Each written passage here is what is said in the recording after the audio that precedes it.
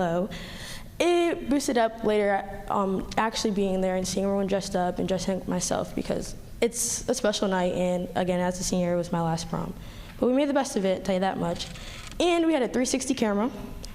If you don't know what a 360 camera is, you stand on a platform, and the camera spins around you for like 10 seconds, and it records you, and it like slow-mos. We had like little posters and fidgets and whatever, and this was the first year we had it. It was my idea because I seen it trending everywhere, so I was like, let's do it. I mean, might as well. And a lot of people enjoyed it. I wish I had the video to show, but asked Mr. Anamasico because he got on it, and he had like a money chain on, so. Yesterday we had Night of the Stars. I don't know how many students got scholarships, but I know there was a lot. I personally received 2 foundation ones and 1 TFAC one. I got the Floyd and Nellie Memorial Scholarship, the Lions Club Scholarship. I got a Ross Family Scholarship from TFAC. I got a Lenfest Finalist Scholarship, and I got a scholarship from the university I'm attending. And then I don't have a full update of all our spring sports, but I do have a little bit about track. We are the District 3 champions, with JJ Kelly winning. He's first place in triple jump, second place in long jump, and first place in high jump. Cedric Vessa won 3rd place in shot put. Cameron Kaiser won 3rd place, and Lexi Boy won 7th place in the 3200. Ari Snyder won 8th place in the 3200. Jameer Jones now owns the new school record of 14.51 in the 110-meter hurdles, receiving 2nd place. The school now owns a new school record in the 4x100 relay, ran by JJ Kelly, Kason Bisak, Blake Malice, and Antonio Harris, and they got 2nd place. Kason Bisak won 2nd place in the 100-meter dash. Cami Kaiser won 2nd place in the 1600. Natalia Holmes won 4th place in the 100-meter dash. And then the girls relay, 4x400, finished in 4th place, ran by Natalia Holmes, Lachey Hang, Yosemary Cabrera, and Katie Weller. And lastly, our graduation is June 2nd. Pretty sure it's at 6. I'm very excited it's graduation, and I will be giving a speech, so whoever's attending, I will be speaking, which I'm very nervous about, but we'll do it. And as I am signing off, as a 2023 senior and the student government president, I just want to leave everybody, people watching at home and in here, with one thing. It's one thing to be heard, but it's another thing to make them listen. Don't just be heard, make them listen. And Tara Warren, student government president, signing off.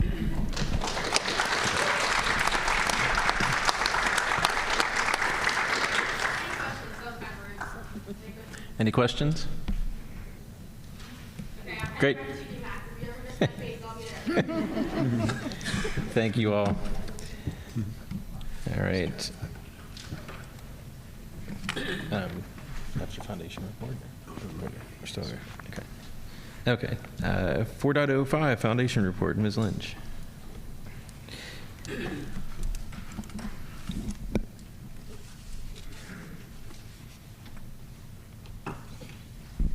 Good evening, everyone.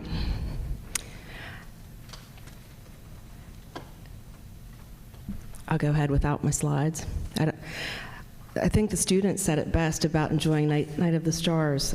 We had a great turnout last night with both our students and our families and support givers, so that was a really exciting evening. I'll talk about the totals once we get to the slides. Mr. Whitman and I and both our foundation board president and our treasurer had the good fortune of going to Green Township today for their Board of Supervisors meeting for a photo op with a large check. So we accepted that. I do have a picture.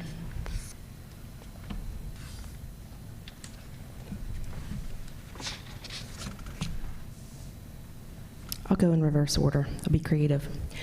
So we received some very good news last Friday. We've been officially notified that the distribution amount for the Catherine Billow Trust for fall 2023 will be $14,000, which is much larger than in the recent years. For those of you that don't know, that those funds are used to fund dual enrollment scholarships for spring semester, and this will be the third disbursement of those.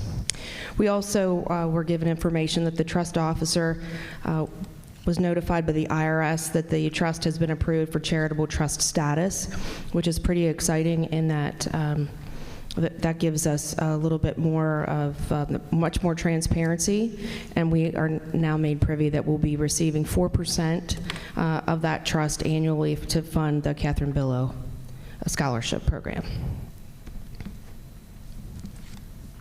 Do I have slides? They're not in there? Okay, no problem. So the last meeting I chatted about the fact that our golf tournament was sold out, and I'm very pleased to report that all of our bills have now been received, and our net proceeds a little bit less than we expected because of some inflated food costs.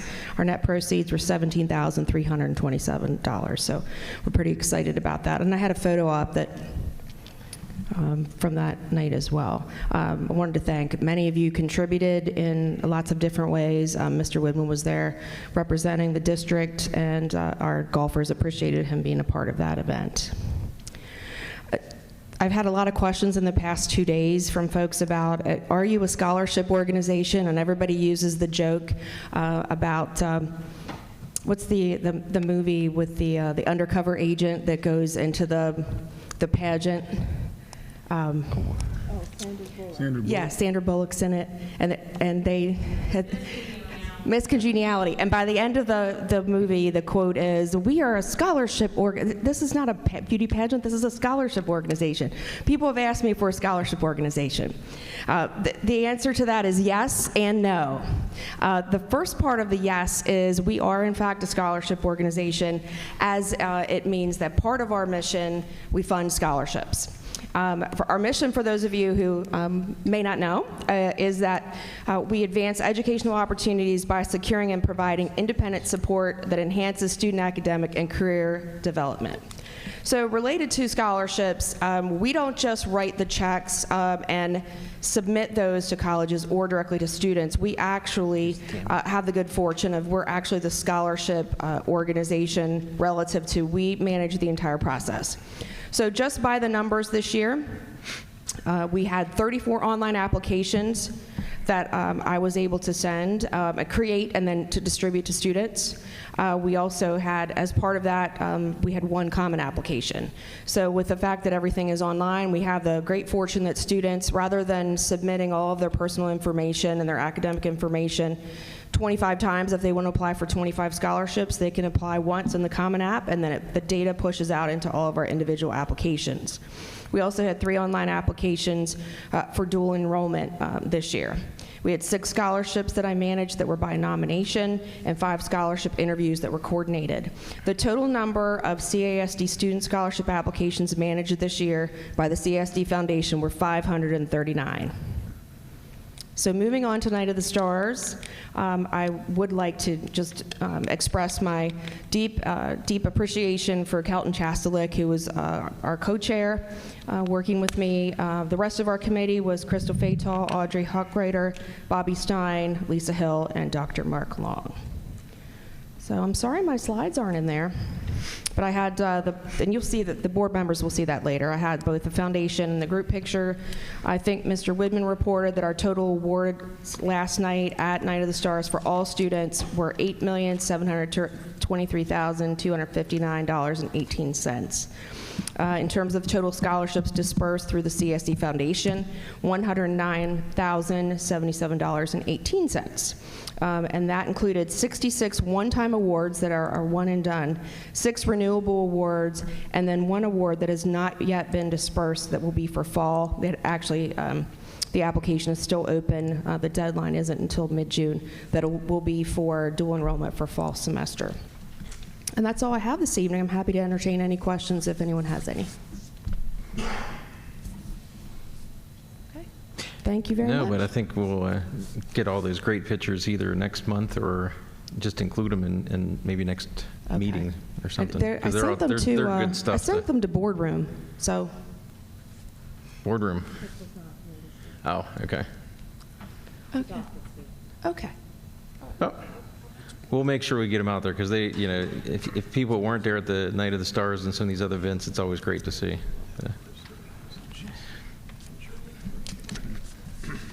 Thank you, Ms. Lynch. All right. 5.01 NJRTC selection. Dr. Long? Yes, we would like to present Eleanor and Nicholas with a special scholarship tonight. Commander Bruce Apgar is going to be taking over tonight since our presenter is not here. Commander Apgar is our backup since he is a Navy veteran himself. So, Commander Apgar. Good evening, everyone. Come on down here, Midshipman Candidate Nicholas. So every year, thousands of students across the United States apply for Navy ROTC scholarships, as well as scholarships for the Army and the Air Force. These are scholarships that are directly connected to military service, to citizenship, to giving back to our country. And Ellie was one of the finalists in this. She has been awarded a scholarship to attend Princeton University. A Navy ROTC scholarship will cover the full cost of tuition, books, and a living stipend for her 4 years at Princeton, where she is going to study economics and, was there a second thing? Oh, and playing lacrosse. Okay. So Ellie Nicholas is receiving this scholarship. She's one of about 1,000 students nationwide that have been selected for this scholarship. So this is a pretty big achievement for a $200,000 value scholarship to attend Princeton University. For Ms. Nicholas, who will be a midshipman in just a few short weeks, she'll be leaving for a training opportunity at Great Lakes at the Navy Boot Camp before she goes and reports into her unit at Princeton. So, congratulations, Midshipman Candidate Nicholas. Parents, do you want to come down and get in this photo, please? The district would love to have you in the photo. You have family here? Yeah. Yeah, come on down, family. We'll get everybody in the photo here. Yeah, I think I'm going to get it.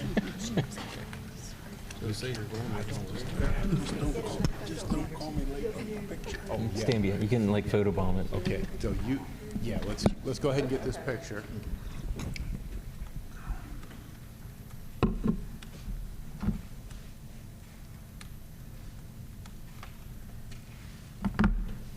Okay, now as part of this, thank you, family. Each of these candidates is requested to select someone who has made a big difference for them, and it's called the Impact and Influencer Award. I'm going to hand the microphone to Ms. Nicholas now, and she's going to take over. Yeah. So I chose my lacrosse coach, Coach Floor.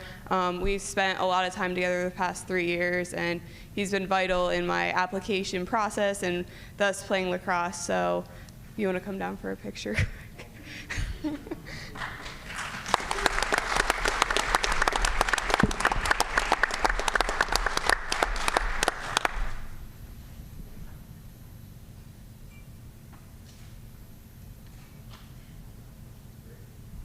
All right, thank you. Congratulations again. And actually, and Chambersburg Area School District actually had 3 ROTC scholarships this year, 2 Navy and 1 Air Force. So that's a great accomplishment for the district.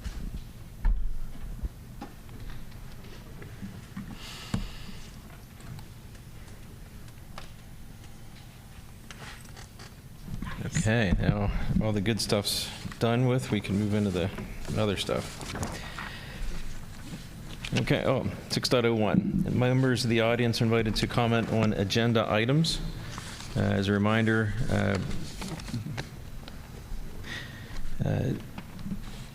taxpayers and residents of the district, please keep your the comments to 3 minutes. And these are on agenda items.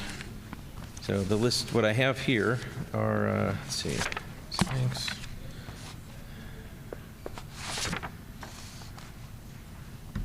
Okay, I got JRTC. That's just to speak. right, so according to, all right, there's a few more lists coming. So the list that I have don't indicate anyone speaking on agenda items.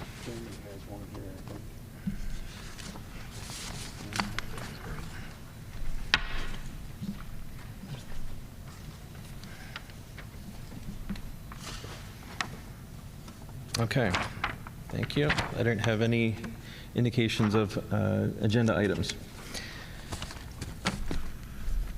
Moving to consent agenda.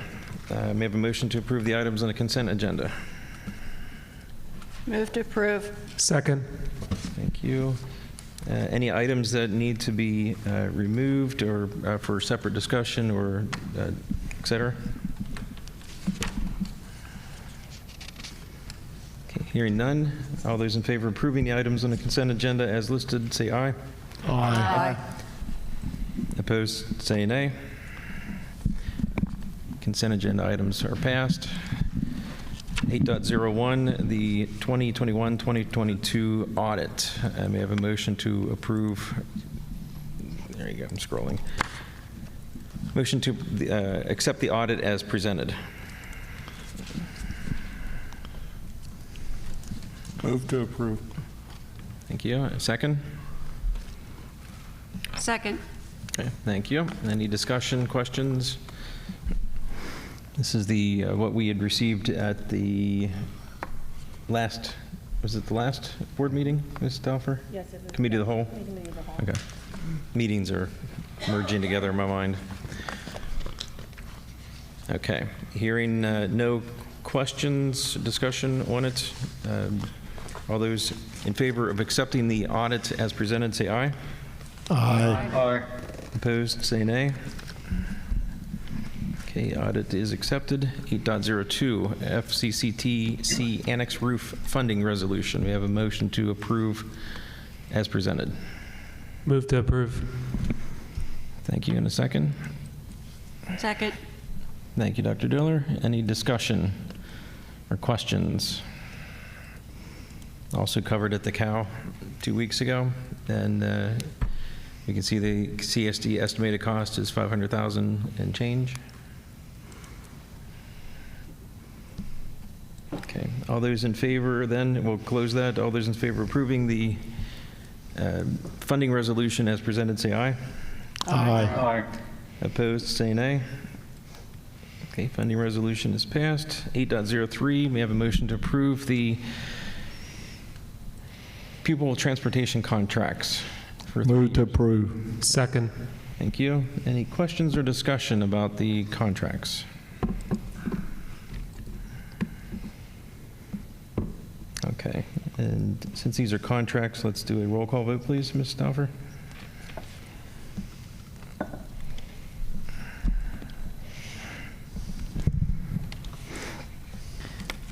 Dr. Diller, Yes.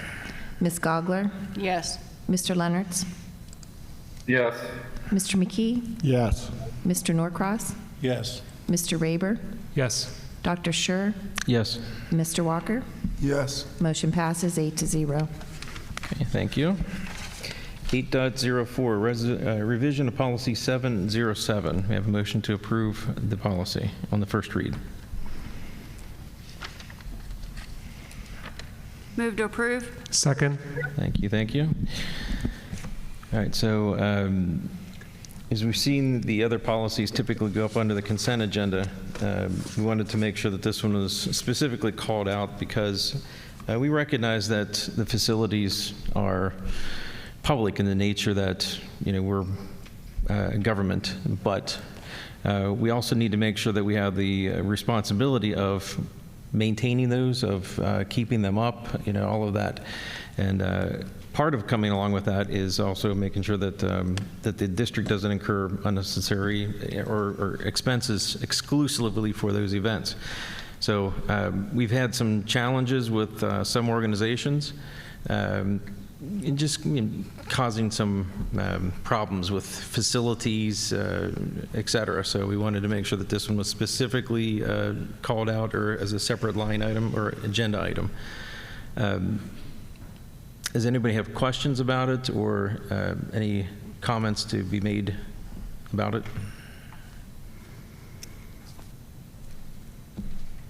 Okay. Just a note, there are rental charges that's listed as in the AR administrative regulation that will accompany this, and those will be reviewed annually and published then. Okay. Hearing no further discussion, all those in favor of approving the policy as presented, say aye. Aye. Aye. All those opposed, say nay. Okay, policy passes. 9.01, may I have a motion to approve the personnel items? Move to approve. Okay, thank you. In a second? Second. All right, any questions about the personnel items presented?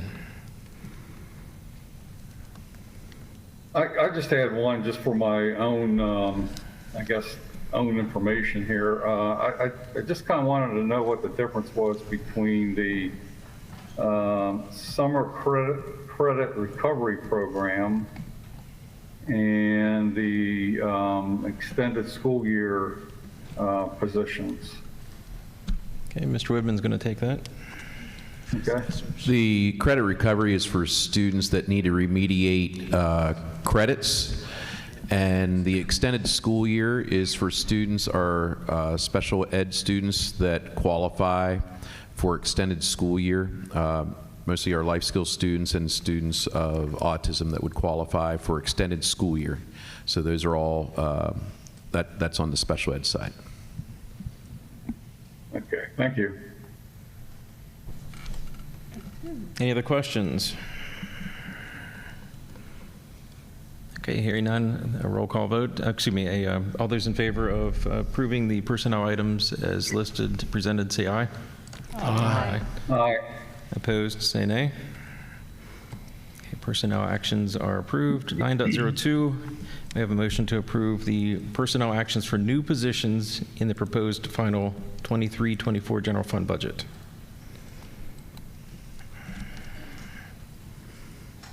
Move to approve. Second. Thank you, thank you. Any questions, discussion?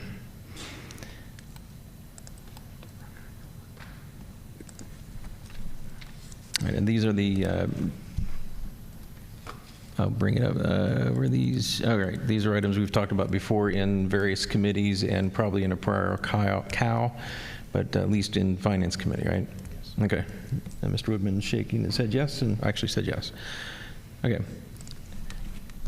Hearing no other questions or comments about it, all those in favor of approving the personnel actions in 902, say aye. Aye. Aye. Opposed, say nay. 902 passes. And 903, motion to approve the personnel contract status tenure as presented. Excuse me, professional contract status. Move to approve.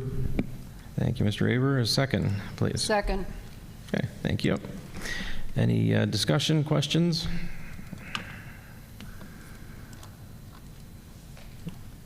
Administration want to do a call out or anything about this accomplishment? I was going to actually ask if we could do Please. that. Just want to, if the folks could open up the attachment, we have a list of teachers that have attained tenure and they've met the requirements successfully through observation and through supervision to meet tenure, and we're proud to have them on board for Chambersburg. So congratulations to all those folks that are listed this evening. Congratulations and thank you.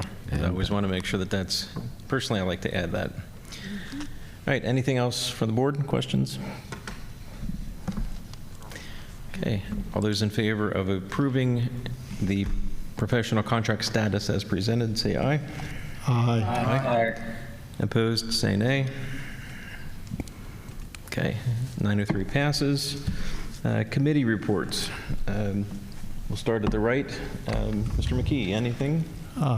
Nothing tonight, sir. Committee and so policy committee, we have not had a meeting since our meeting's the first beginning of the month, and we've not had a meeting since the last board meeting. Mr. Norcross. Yes, Career Tech, of course, we approved 802 earlier this evening for the annex roof. That's Chambersburg share.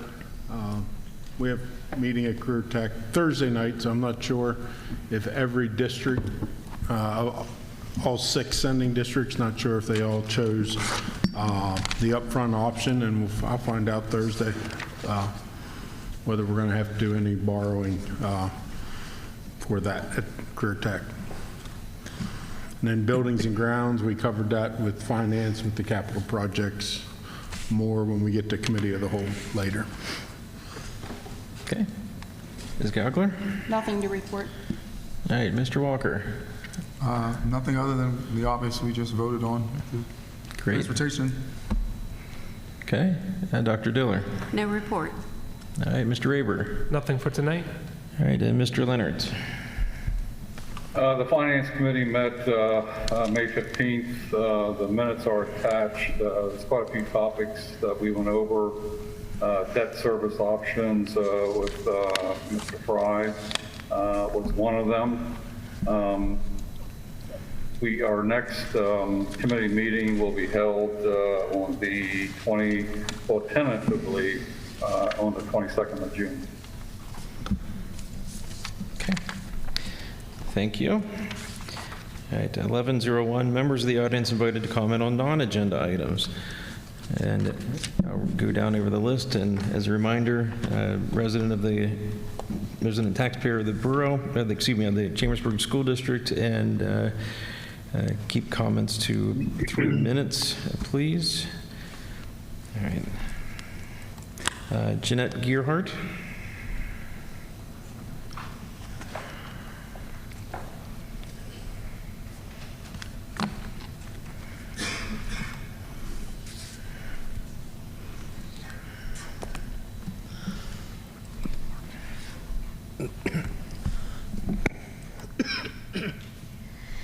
Good evening. My name is Jeanette Gearhart. I reside in Chambersburg. I am a taxpayer, and I also have students in the district. I'm here tonight because of policy, and I sat today looking at all the policies that I could come across that stated things that went against what has gone on at the Costa Academy for these children.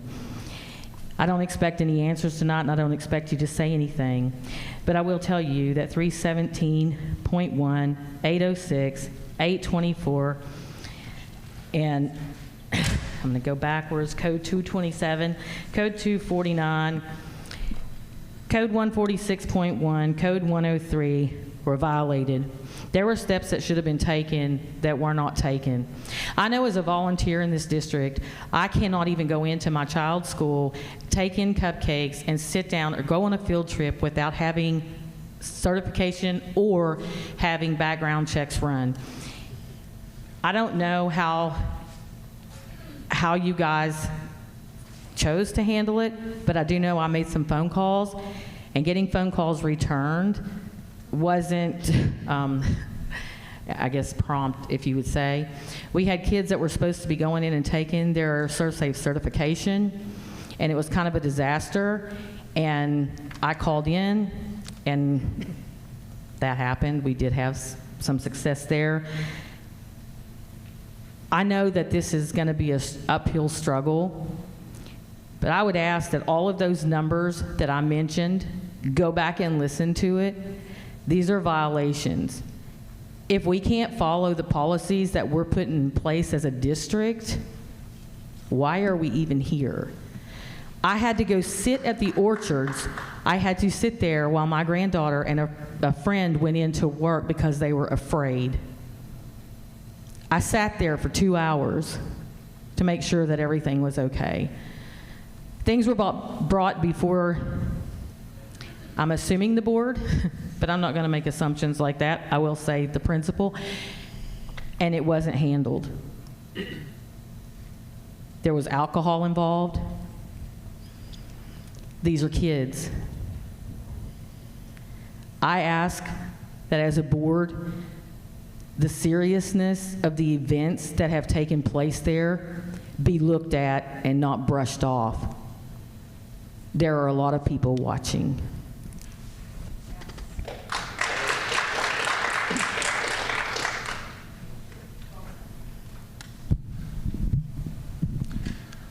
I understand there'll probably be a couple comments on this tonight, so I'm going to take the opportunity now just to say there's an active investigation with respect to this matter. So if anyone has any information they'd like to share with Chief Carter, I would encourage you to do that. The board's not going to respond to anything related to an active investigation. The board doesn't typically respond to public comment anyway, but I would reiterate if anyone has information they'd like to share that you reach out to Chief Carter, who is here tonight, so you can talk with him and make arrangements to do that. Thank you.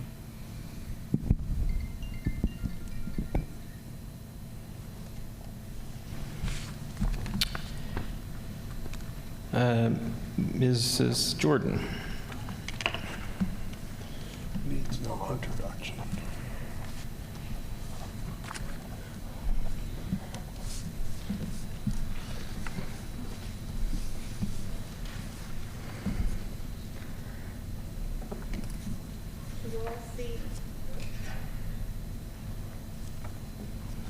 To all CASD taxpayers and to the board. I'm going to hold up a resolution. I went to the Finance Committee meeting. It's changed. I'm happy it's changed. I'll explain in a minute. A lot of people don't know, but this was the resolution that I saw during the meeting. $1 million. This is the resolution as it will appear, and I'm happy about that. So that's the attachment. The first resolution showed originally an increase was going to be made into the Capital Reserve Fund of $1 million, our tax money. As of this morning, the second resolution shows now the $1 million was removed from the Capital Reserve Fund. Did that $1 million need to go back into the general fund to help fund our immediate schools needs? Answer, yes, it did need to go back into the general fund. Best practices show that capital projects are best bonded for, and interest and principal on these capital projects be spread out over 20 years, not 1 or 2 years' time. Former Superintendent Joe Podasic knew of this best practice, and I know Acting Superintendent Kurt Woodman knows this best practice too. That's why superintendents are called the experts here. I too wouldn't want to work with a school board having too much power myself. That's exactly what we have currently sitting on the board, too much power. Let the legacy of CASD Board President Mark Scher show as he leaves the board at the end of November that he will be signing off on his very last budget showing a deficit of $860,740 too. This is what micromanaging a budget looks like. You rely on the experts, not on yourselves, to formulate budgets. I have one other comment. At the last board meeting, one of you board members questioned the salary of a staff member. I think privately you should apologize to that person. I've listened to this person at these meetings. She's given very detailed information, and that was totally uncalled for. So privately, I'd like you to apologize to this woman.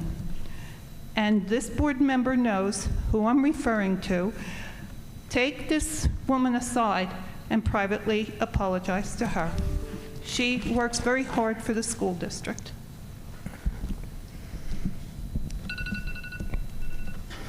Thank you. Mr. John Jordan.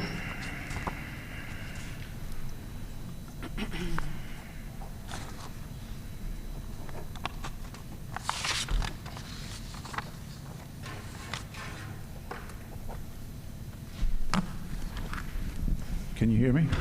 I have a couple of concerns or questions or comments to make, and that it pertains to the functioning of the board.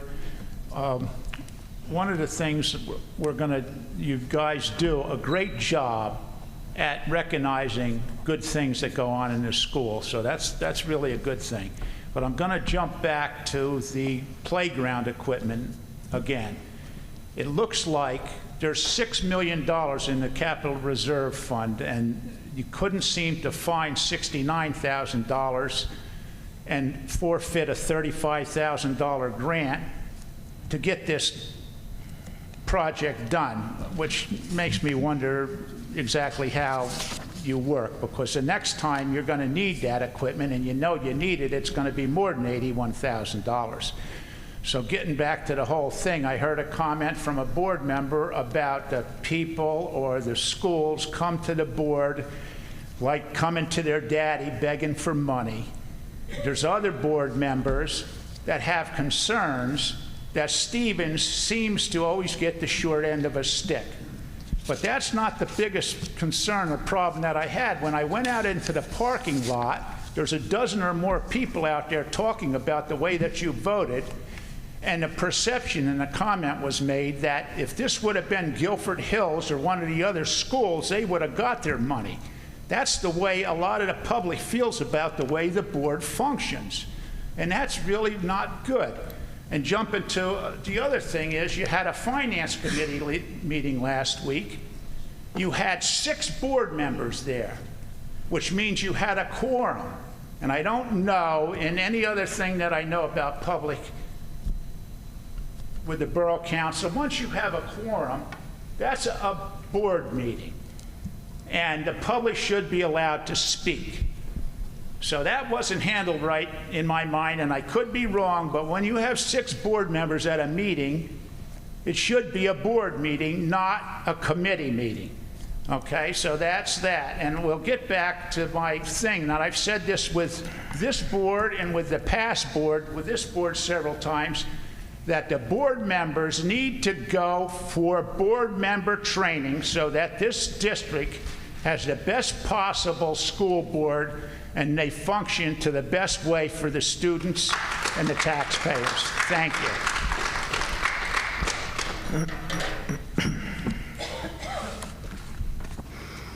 Thank you. Mr. Haydock.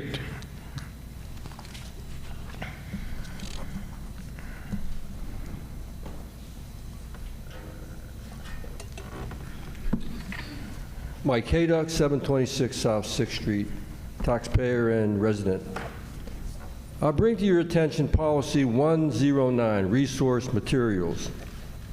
This policy states that the process by which to introduce resource materials, we're talking about library books, for instance, into the school. And if a book is objected to by a parent, an addendum, AR 109, states the process by which the challenged or questioned instructional materials are to be handled. The policies clearly articulate that this school board has a primary role in both books being introduced and with those challenged and potentially removed. Furthermore, when a complaint about a book is lodged, a committee is to be formed made up of the building administrator, the school librarian, 2 teachers, the supervisor of library science, the language arts coordinator, and a member of the school community. Because the topic of books in school libraries has become so controversial, it seems to me that complying with written policies is extremely important to promote fairness, to ensure that materials introduced comply with the established guidelines, to eliminate any conflict of interest, and to avoid legal liabilities. I've been attending these meetings for the better part of 2 years, and I've never heard nor seen any discussions on this topic, yet the school board is required to vote on such matters. Have books been introduced into the CASD libraries in violation of the stated policy? By whom? Have books been removed from library shelves in violation of this policy? By whose authority? I think that the parents, the voting public, and taxpayers of this district deserve to know. Individual board members have the right to influence changes to policies as it sees fit, but no one has the right to violate policies.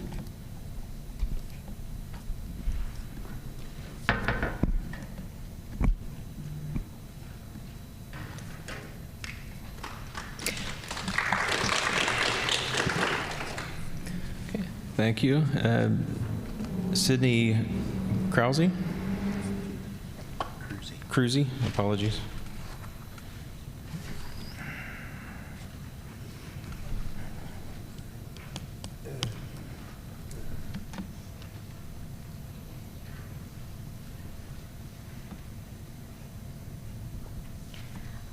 Okay, hi. I know you guys already commented, and most of you probably won't listen or comment or anything, but my name is Sydney Cruzy, and I am a CAS student from Caches. I was enrolled in the Costa Academy program.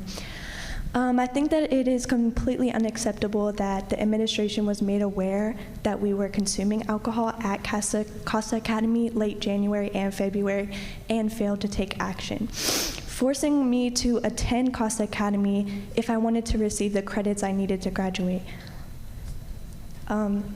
They continued to send students to Costa Academy even after it was reported and substantiated that an employee of Costa Academy inappropriately touched students.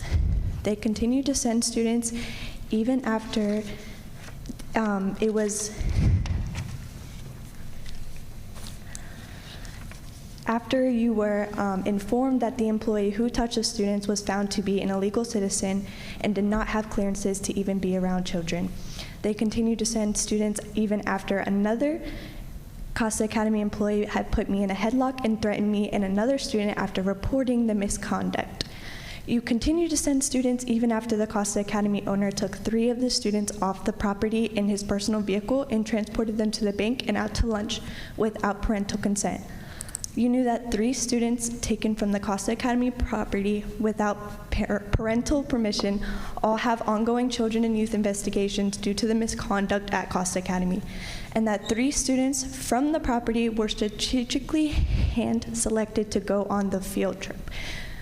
We were then put in an uncomfortable situation by being engaged in inappropriate conversations with explicit music, and knew that the owner lied about our whereabouts. When asked where we were, he told our chef instructor to say that we were in the back washing dishes while we were in the Chambersburg, Texas lunch, and we were being asked if we were having sex with our boyfriends.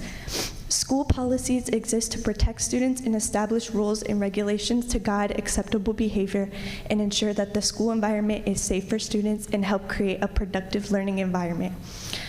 All of you showed negligence and failure to act. It should not have taken a frustrated mother from a Shippensburg school district with another student enrolled in Costa Academy to make a Facebook post that went viral for action to be taken. Follow policies as written and protect us, the students, instead of trying to protect yourself from your own negligence. You had the opportunity to protect yourselves from liability, but chose to forgo that option when you blatantly disregarded your own board-approved policies. I am asking you, the individuals who have duty and obligation to keep me and other students safe, to rectify your negligent behavior and do the right thing. Any district employee who turned a blind eye on this situation and failed me and the other victims by not standing up, you need to do something before more innocent children are harmed under your negligent care.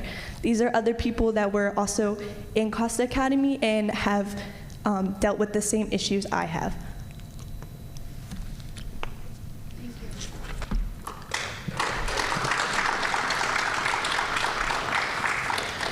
Thank you.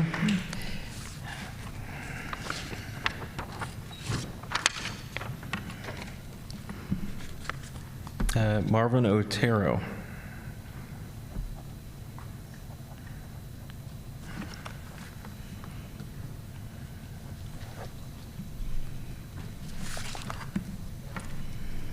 Hi, Marvin Otero. I'm the father of Jonathan Otero that attends Camp South Middle School. He's in 6th grade. All year he's been bullied. Throughout the whole year. My son has followed every footsteps how you guys planned out. Tell teacher. You have an issue, tell teacher. He has done that. And the bullying continues. Excuse me, could we get you to turn the microphone on so those who may be listening in can hear you? Sorry about that. The bullying consists of hitting, pushing, name calling. 2 severe bully incidents. he was told in class by a student, the same student that's been bullying him all year, that he was going to stab him with a pair of scissors. Teacher pulls the kids out of the class, both kids. Instead of punishing the kid that made the statement he's going to stab my son with a pair of scissors, the teacher threatened my kid with punishment. Then he was also sexually harassed in gym class. His pants were pulled down in the locker room twice. That's unacceptable. Nothing was done. My kid now has suicide thoughts of killing himself because all the bullying going on around here. And I'm not the only parent. I made Facebook posts. There's about 60, 70 posts of other parents saying the same thing. What's it going to take for policy to get changed? A kid killing himself? A school shooting? What's it going to take? My kid, I have to force my kid to come to school every day. You know how hard as a parent, get a phone call that your kid's crying, bawling his eyes out because he doesn't want to go to school anymore. He goes to the teachers and get help. Nothing's happening. It took all year for a solution to come up with. Just change the classes. How many other kids are out here getting bullied and don't have parents sticking up for them? They're not speaking for them. There's probably 100 kids. I'm just sick and tired of it. Something needs to be done. Now my kid's mentally damaged because all the bullying that happened. Now he has to go see therapy. Now he has to take depression medicine because he was never depressed before this year. Never had no issues like that. You guys are failing these kids and the parents. What is it going to take? That's what I want to know.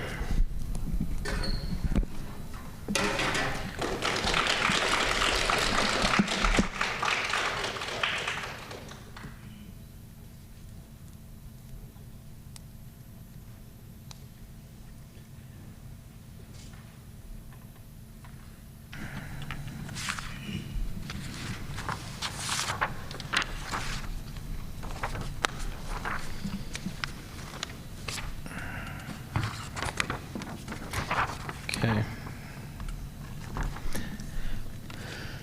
All right, that's what I have on the sign-up sheets. I signed in but didn't circle, but I'd still like to comment. Tiffany Roberts. You're from Chambersburg? Yes, Yeah. sir. 230 Ramsey Avenue. Okay. All right. I was right underneath one for their I see you here. Okay, so go ahead.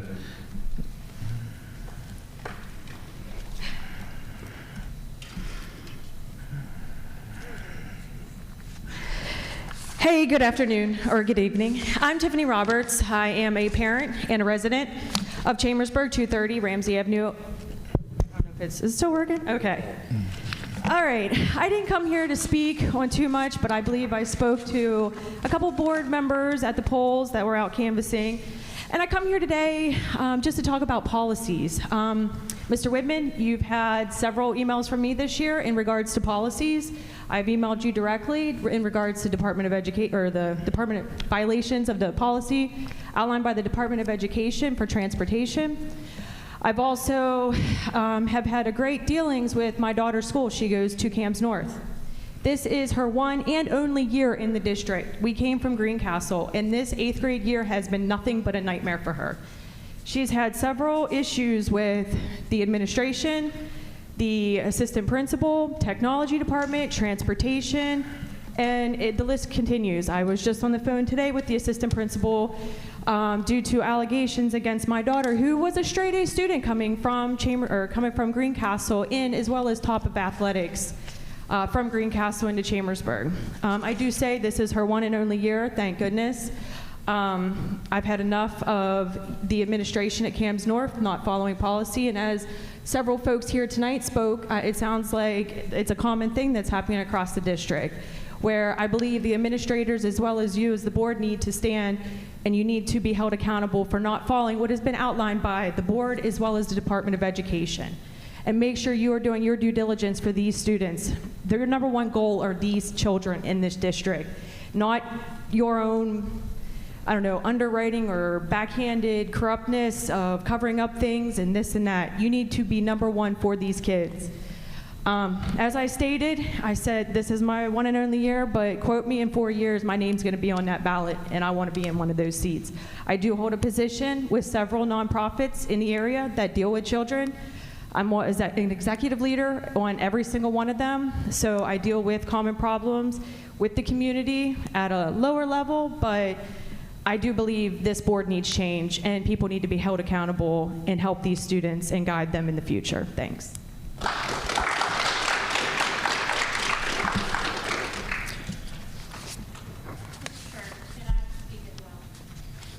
Sure.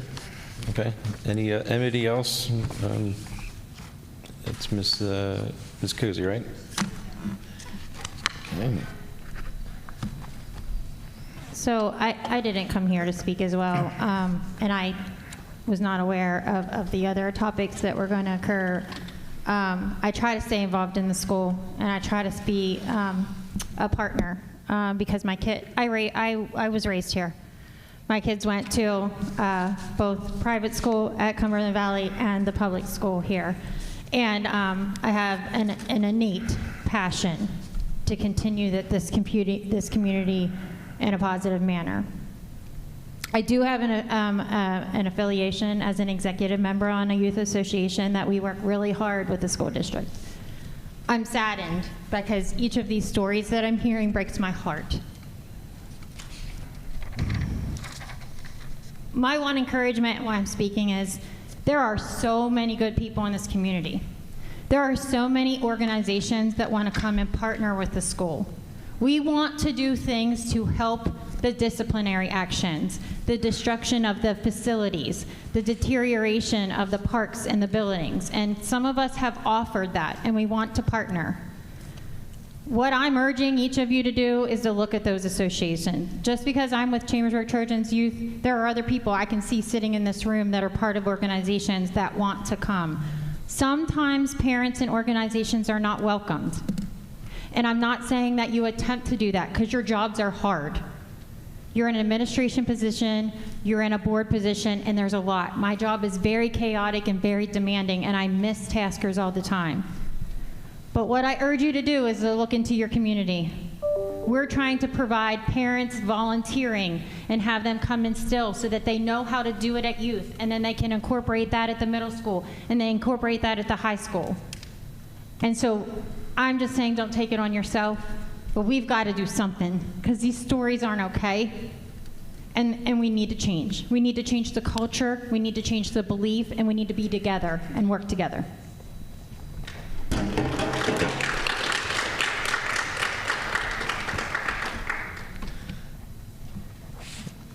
All right, your name, please. Danica Nypopper. Okay.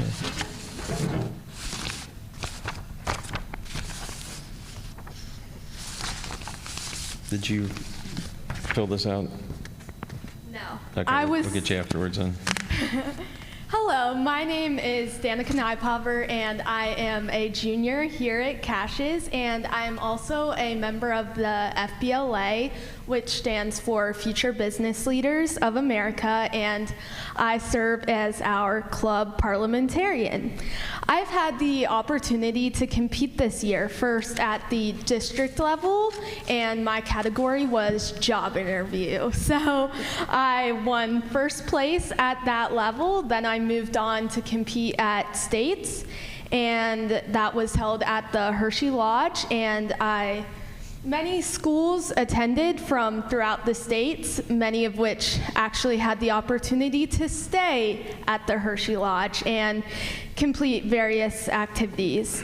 And then I placed and was able to qualify to the state finals, in which I won 9th place in the state. And now I have the opportunity to compete at the national competition. So as I said, for this Hershey Lodge competition, I drove down to Hershey morning and woke up early, and then next day drove down again the next morning, and then came back home, drove down the next night. So that was 3 times to Hershey in the span of 2 days. And I believe that this field trip request was submitted by my club advisor. I don't know if it made it in time, but the Nationals is being held in Atlanta, Georgia. So this cost is a lot for the FBLA to incur, as we have one fundraiser. We sell Chick-fil-A sandwiches at Color Day, but to spend that on a field trip would just decimate our funds that are needed for next year. Again, many schools around the country travel to this event. They bring coach buses, they fly, whatever need be. However, our school, I'm the first person who would be even competing at the state level. So I ask you to take into consideration in funding this trip. I do have papers outlining this and the invoice of the costs. To cut down costs, my advisor, if you do go with your club advisor, that requires you to stay in separate rooms, but she signed up my mom to chaperone me, and we would go down to Georgia from June 26th to July 1st. And I just encourage you to take this opportunity to fund me to go on this trip. I have those invoices if anyone would like them. As said at the beginning of the meeting, I was just honored upstairs for this achievement. However, I'm also part of the Cassius band at the high school. I was in sports. I know band, we just went to 76ers game. This was funded. We took coach buses now, and we have this wide variety of subjects and achievements at Cassius. However, what is being funded? What are these trips? Well, our academics. We don't see at our school people going out for academics. We see the sports, we see our band going, but I encourage you to help fund some of that academic achievement. Thank you. Thank you.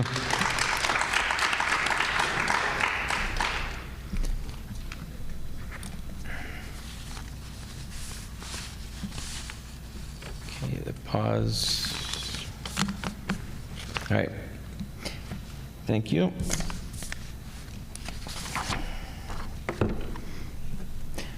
So before we adjourn the business part of the meeting, I will just I mentioned executive session will be held at the conclusion of the committee of the whole. I'm going to correct, that's going to be for consultation with legal counsel and presentation of information to us. So with that, the regular board meeting is adjourned, and we will start the committee of the whole in like 2 minutes.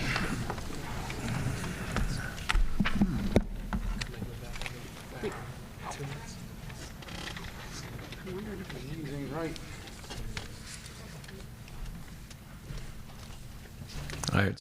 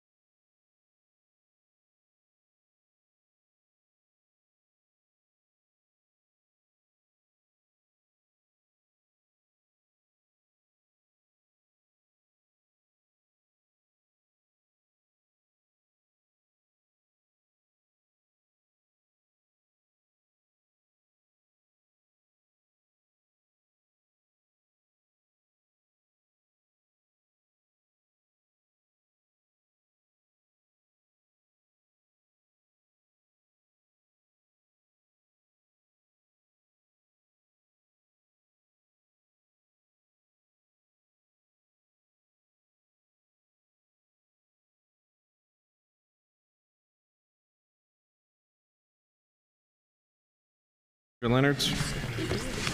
Present. Still good? Okay. Move into the Committee of the Whole.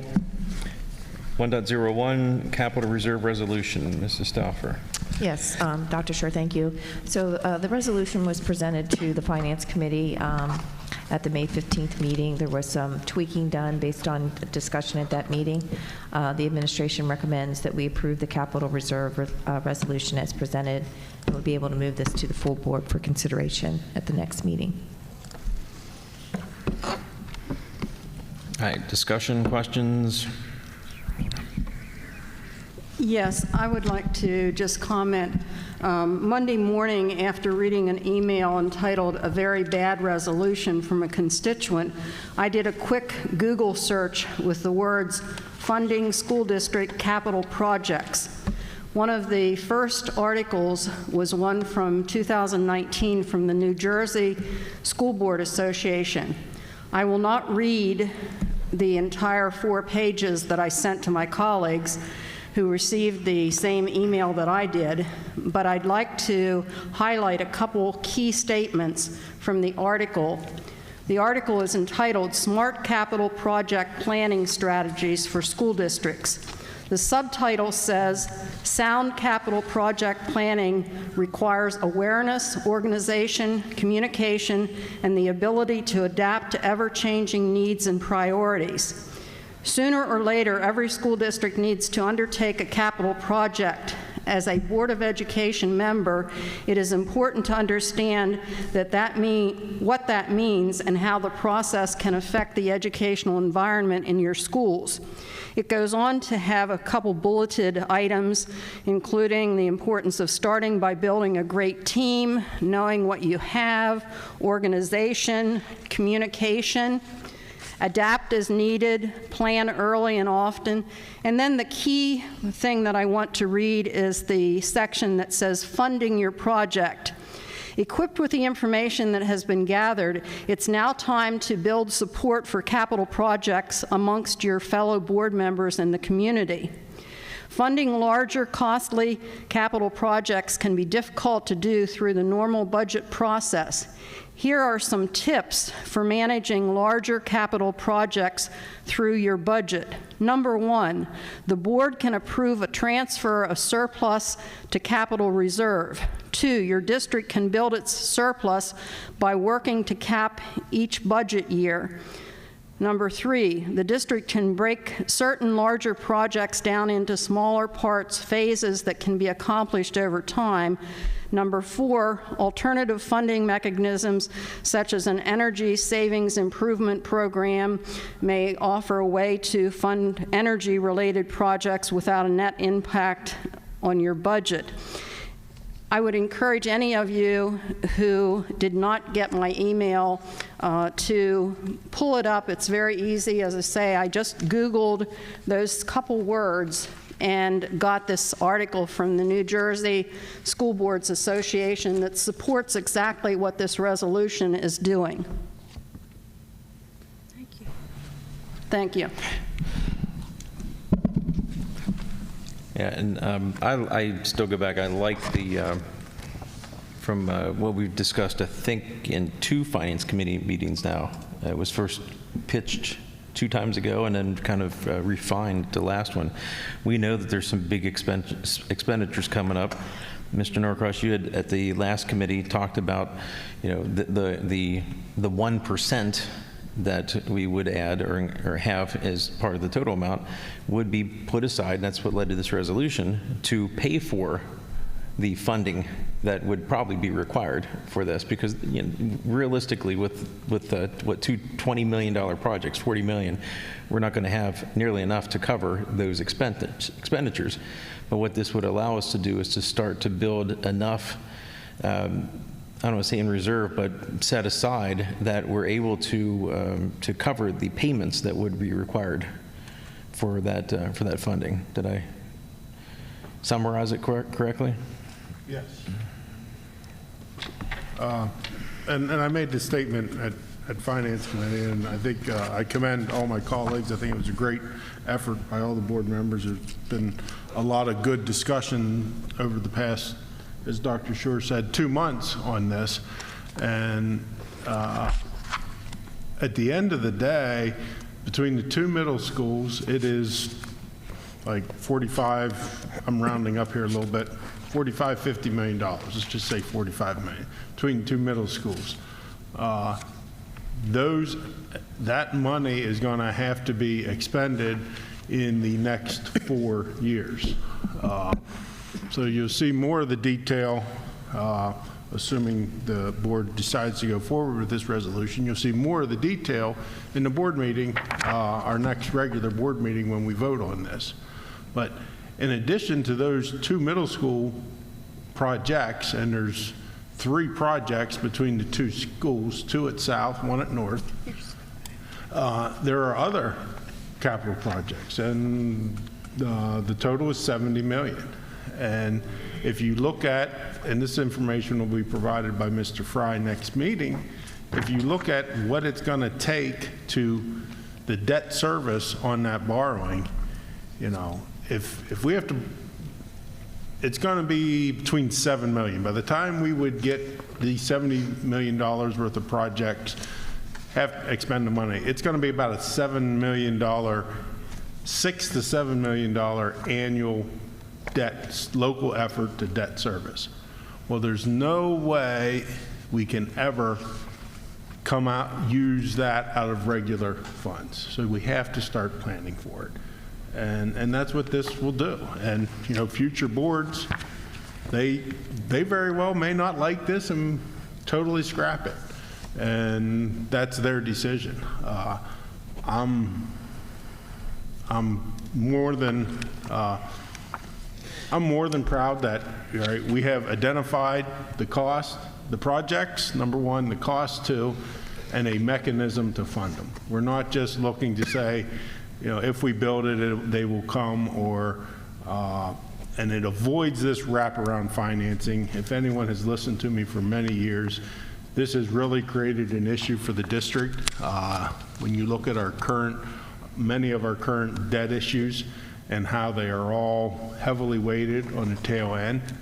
By doing this level, it will take 12 years until you see the benefit of it, but if future boards maintain the course, there will be a substantial benefit to the district in this. So I'm in favor of this. It will be a component of a tax increase vote, and I'll put my name on it, just because again, it's cost, but we're also providing the funding mechanism for it. Thanks. Any other questions? Okay. Well, just to be clear, there was a member of the audience, I believe, that said, I got the impression that they said that there was a change from the original draft to the one that we're looking at tonight. And that the only change was, there wasn't going to be $1 million going into the capital reserve fund. Well, I mean, I just want to make it clear that it's got to be close to $1 million. It's 1% of the set millage rate, which is what's the millage rate now? It's sorry, Bill. I think it's 122 something. 122. Okay, so it's still got to be just under $1 million that's going into the capital reserve.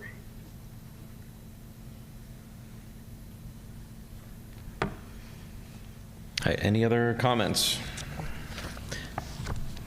Okay, then we'll put this on the agenda for the June 6th, and it will be a separate agenda item since it's a resolution, not in consent agenda. 1.02, naming rights. Mrs. Stalfer?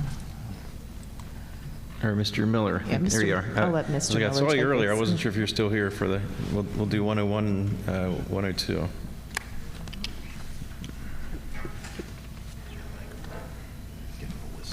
Good evening, board members. We're pleased to present a new naming rights proposal with Pictures Plus. And you can see the proposal there on the agenda. It is for 2 locations. It's a student section in the Trojan Stadium. This is a $4,000 per year sponsorship starting on July 1st. It is a 5-year sponsorship with Pictures Plus, and the total investment over the course of the agreement will be $20,000. And if there's any questions on that, I'd be happy to answer this for you. No questions, just other than, dang, it's always great when we get support from the community like this. So, all right, we put that on consent agenda then. 103. And then as an extension of that, each proposal that comes through, the signage is covered in the entire proposal agreement. And so this is an extension of that. Out of our special revenue fund, we pay for the signage to go up on the agreements that we have accepted. And so as we're looking back in the past couple months, the agreements we had with Wellspan and Advanced Graphics, we are now on the tail end of that, providing the signage for them. So we have proposals from Wertner Signs as well as Advanced Graphics. They're actually doing their own sign. They're a district vendor with us, and so they provided their proposals for us to put up those signs, and this is just fulfilling our obligation on our side of the proposal.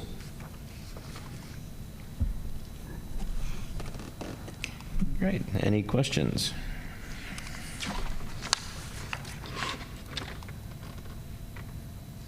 All right, consent agenda for that one too. Thank you. Great, thank you. 104, Pathstone Letter of Understanding. Mr. Woodman, you get the next couple. Both 104 and 105 are basically the same thing. It's 2 of our MOUs that we do with our pre-K that we do yearly. This is reoccurring. It's a partnership. It invoices no funding, but rather support from us to work with the pre-K teachers for a smooth transition from pre-K into kindergarten. But that we have 2 different MOUs that are reoccurring that we're approving, 104 and 105.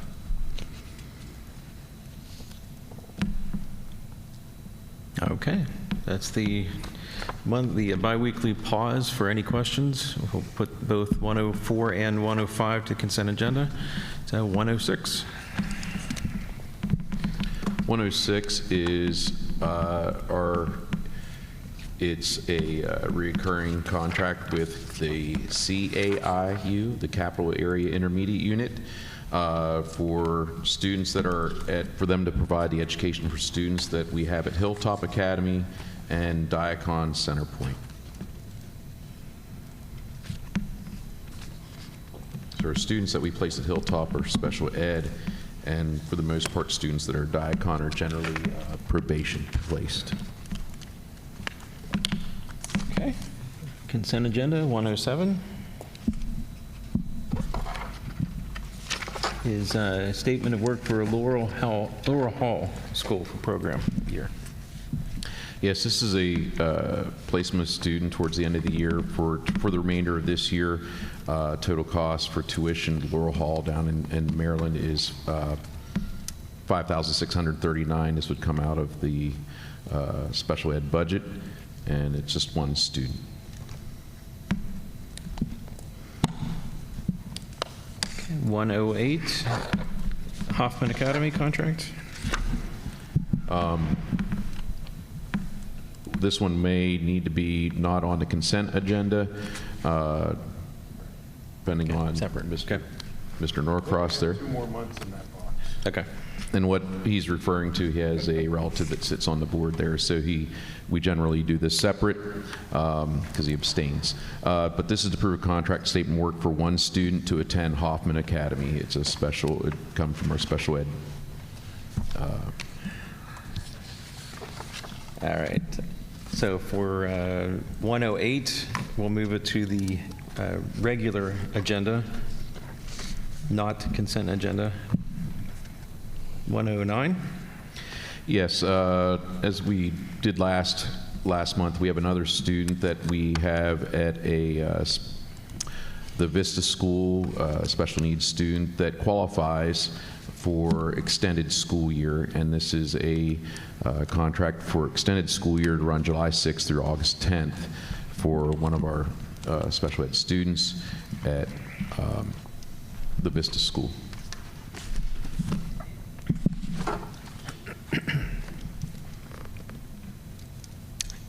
News story contracts. The news story contracts are for 3 different students. As you'll see attached, it's for students to finish out the 22-23 school year, and the contracts are attached, you can see. And I think, you know, all of these are kind of either renewals or just typical extenuating circumstance type that we have run across before. All right. Also consent agenda then, and Mr. Oh, you got 2 more. Yeah. 111.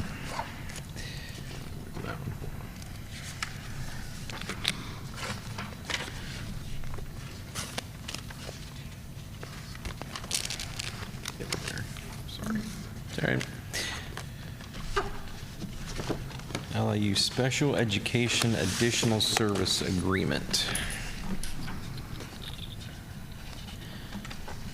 Yes, this is a motion to move forward for an interpreter to attend a earned trip to Hershey Park. And since it's a contract, we have to have it board approved. So it's a trip one of our middle schools are taking as a earned trip, an event at Hershey Park, but the student needs an interpreter to be with them. Okay, since I had a little kind of awareness of the date, just wanted the board to realize the trip is the 6th of June, which is the date of our meeting. So we will be approving it the night, you know, kind of everybody can understand what that means. I presume, given the amount, it's not going to be any issues, but it will move to consent agenda. 112. And 112, Dr. Long put in your Friday folder information about 112. It's the 2 students for expulsion.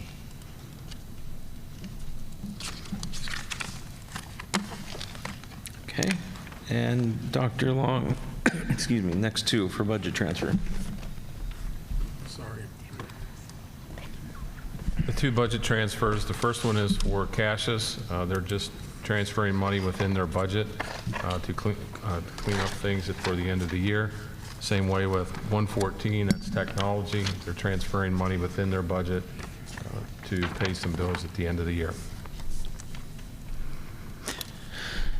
So, Mr. Leonard's, not to call you out, but I know that was a little faint from Dr. Long there, but basically just transfers. Did you have any questions? No, I Okay. read the. You heard? Okay. All good. All right. Yeah, I could hear him. I know you Thank said budget, and I figured your ears perked, so I wanted to make sure you're all good. All right. Then 115. Is this Stein? 115 is a parent transportation contract for the 23-24 school year. The district reimburses the parent the federal mileage rate, and that is funded through the transportation department. The parent transports the student to an off-site location outside the district.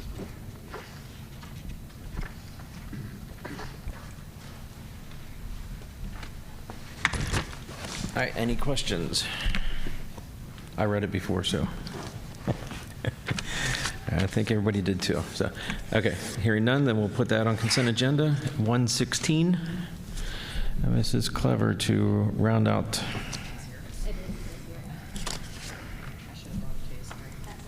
Hi, good evening.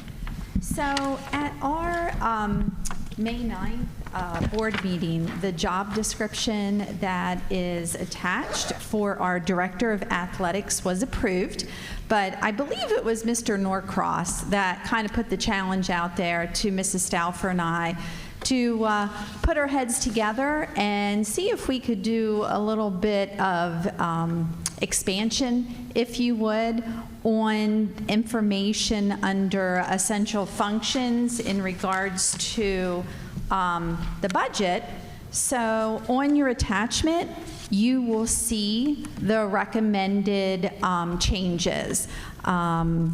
The one bullet we're taking off altogether. That's the bullet that we expanded upon, and I have to thank Mrs. Stauffer for providing the language. So those are the recommendations that we're going to bring forth at the next board meeting for approval.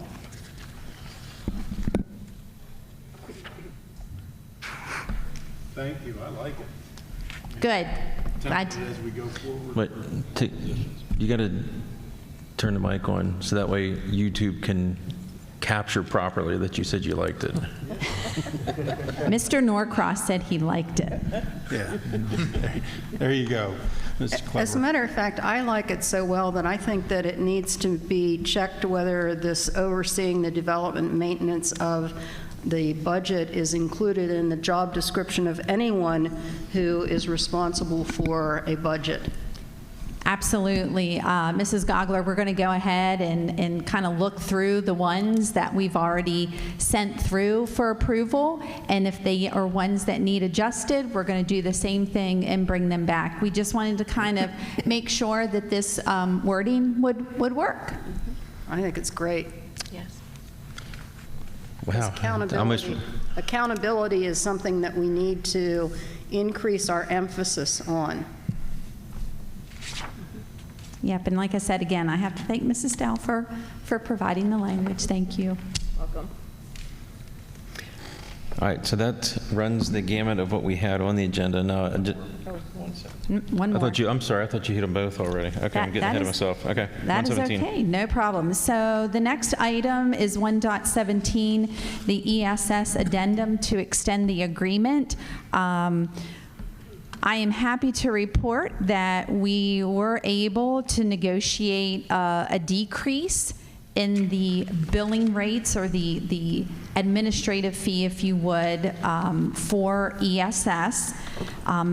We were able to get that by doing a 5-year extension, kind of taking a page out of Dr. Scher's playbook when it comes to contracts. And our current bill rate is 29.9%, so that's the markup, if you would.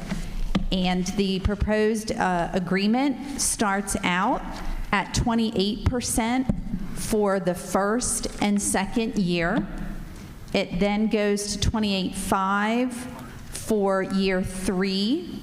And then for years 4 and 5, it is up to 28.9%. So while there is a very slight increase in the percentages, I'm happy that we end that 5-year agreement a percentage less than where we are right now. And I know Mrs. Stauffer has shared with you through some of the discussion in the budget transfers that have been necessary over the last several months. We have been paying a lot for our substitute teachers through ESS. So while it doesn't seem like that big of a decrease, it is certainly going to add up very quickly.